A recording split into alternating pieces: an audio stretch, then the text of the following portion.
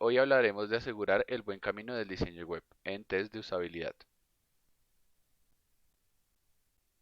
Bien, cuando nos enfrentamos al reto de diseñar una página web, es importante evitar todos los debates sustentados en argumentos subjetivos. Esto debido a que se involucran gustos personales y por lo tanto no llegarán a ningún lado. Cuando nos encontramos en medio de un trabajo en grupo y alguien dice, no me gusta cómo despliega este menú, pero a nosotros sí nos gusta, es importante tener claro que no todo el mundo piensa como nosotros y dependiendo de su profesión o cargo en el proyecto, puede tener puntos de vista o prioridades diferentes.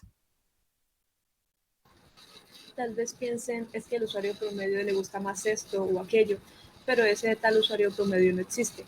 Todos los usuarios son únicos en sus gustos y experiencias personales con diversas páginas y características.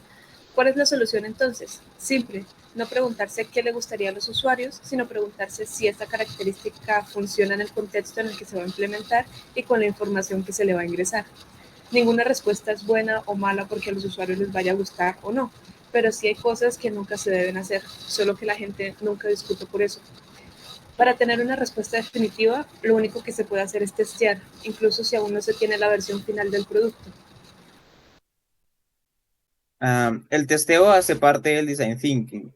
Es la fase final del proceso, pero al ser un modelo cíclico, se debe repetir las veces que sean necesarias durante el proyecto y mientras se realizan las mejoras, debe rehacerse para poner estas mejoras a prueba y comprobar que las decisiones tomadas fueron las correctas y que el proyecto va en buen camino.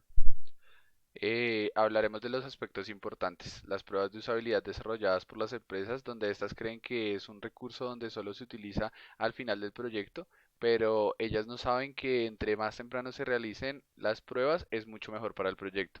Además, las empresas confunden los grupos focales con las pruebas de usabilidad, donde los grupos sirven para plantear la idea primaria. En cambio, las pruebas de usabilidad se requieren a un grupo de personas donde estas prueban la página o el producto desde un inicio, dando a conocer los problemas que éste puede darle a los usuarios.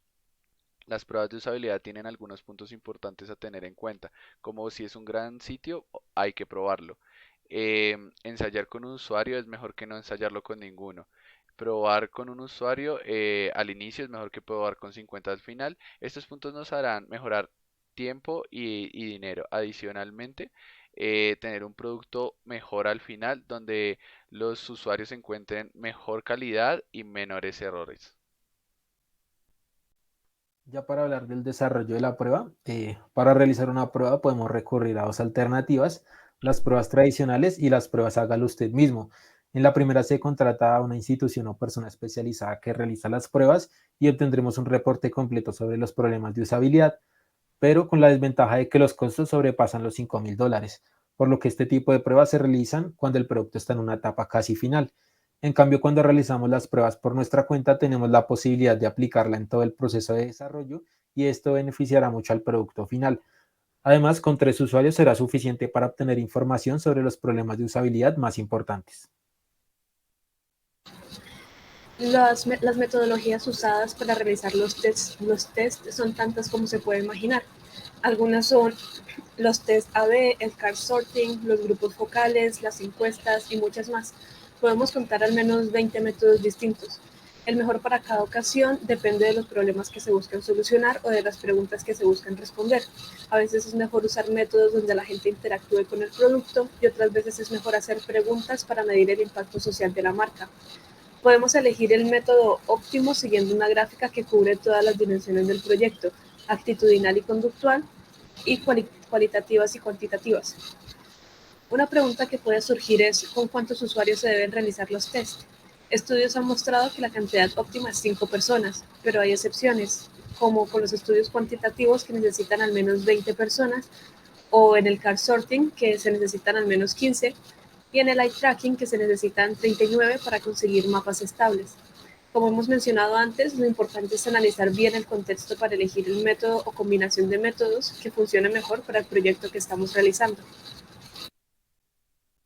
Como conclusiones, encontramos que es bastante difícil ser objetivo a la hora de juzgar nuestros propios diseños, por lo que es fundamental realizar comprobaciones y pruebas con cualquier tipo de usuario. Adicionalmente, las pruebas de usabilidad son una herramienta fundamental para evidenciar si se trata de una respuesta efectiva y por ende deberían aplicarse con mayor regularidad en todos los campos en los que se ejerce el diseño. Es importante reconocer la diferencia entre grupos focales y las pruebas de usabilidad, comprendiendo sus objetivos y posibilidades para implementarlos en nuestras metodologías de desarrollo. Los grupos focales son una gran herramienta a la hora de plantear un proyecto y reconocer una necesidad, y a su vez las pruebas de usabilidad son un recurso fundamental y que debe acompañar todo el proceso de diseño para reducir los niveles de incertidumbre y tener propuestas mucho más coherentes. Finalmente, en ocasiones no todos los proyectos cuentan con los recursos necesarios para contratar a alguien especializado en esta área. Sin embargo, como diseñadores no podemos dejar a un lado las pruebas de usabilidad, ya que son la única manera que tenemos de comprobar y orientar la toma de decisiones alrededor del diseño. Por lo anterior, es importante tener conocimientos para construir pruebas sencillas pero efectivas, que nos permitan tener un mejor acercamiento al comportamiento del usuario y mejorar nuestras capacidades de observación y escucha, que al final se verán reflejadas en el resultado y son fundamentales para los diseñadores. Muchas gracias.